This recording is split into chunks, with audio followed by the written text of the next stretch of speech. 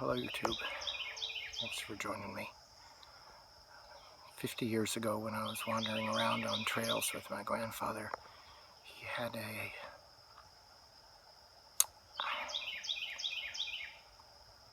think I could call it a rubric, a set of conditions under which he felt it was safe to take water straight from the source without boiling it.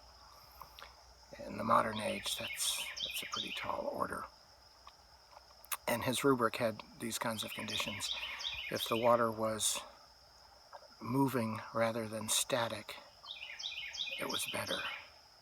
If it was higher rather than lower, it was better. If it seemed absent and distant from game trails or livestock, it was better. In this case, a couple of the conditions are met, and the chief one had to do with the source. If the source is an upstream water course, it's better than a downstream water course. If the source is coming out of a rock, it's better, actually the best. If you can sit and watch it for a little while and there are no fish or minnows in it, then it hints that it's so close to the source that there's not enough oxygen to sustain life. That would be better. So let me turn this around. In this case, most of those conditions are met, and though I only rarely take water from the source without filtering, have done it on the Appalachian Trail where water is abundant, and especially in the mountains, there are a lot of high sources and springs. Let me turn you around so you can look at this one. Classic safe water source. Hang on. Okay, here we are back on the Florida Trail.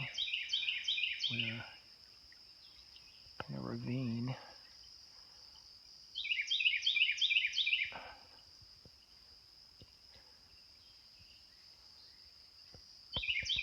Elevations in Florida are pretty low. I think Mount Pleasant, which may be the highest place in Florida, it's only 160 feet above sea level. According to my GPS, I'm at 48 feet above sea level here. But this little water source is bubbling right out of the ground. You can see the white sand that's being displaced by it. Looking around, I have found no tracks in it, but regardless, even if there were some tracks coming down to the water source, if you take it right out of the spring, you should be safe. It's moving. I don't know, 48 feet is pretty close to as high as we're going to get around here. I think there's another 20 feet of elevation, but it's a ridge over there. But this is a beautiful fern ravine. Classic Florida Trail, and the best water source I've found on the entire Florida Trail so far. So what I think I may do is, when I get back to a sitting place and can undo my pack, I will pull out my water kit.